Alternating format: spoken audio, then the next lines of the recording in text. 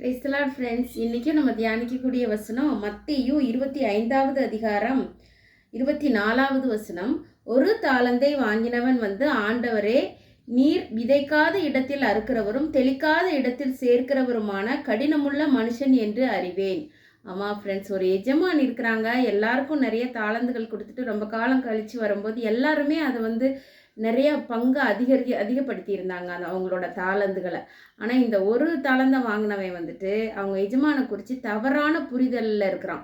அவங்க வந்து கடினமான மனுஷன் அப்படி இப்படின்னு சொல்லிட்டு தன்னோட சோம்பேறித்தனம், தன்னோட இயலாமை இதெல்லாம் வச்சுட்டு அவன் வந்து ஒரு தாளந்தை புதைச்சி வச்சுட்டு அப்புறம் அதை அப்படியே எடுத்து கொடுக்குறான். நம்மளும் கூட ஆண்டவர்கிட்டையும் நமக்கு மேலே இருக்கிறவங்ககிட்டையும் நம்ம வந்து தவறான புரிதலோடு இருக்கக்கூடாது ஃப்ரெண்ட்ஸ். நம்ம கடின உழைப்பு கட்டாயம் நம்ம செய்யணும். நம்ம ஆண்டவருக்காக ஊழியம் செய்யணும்.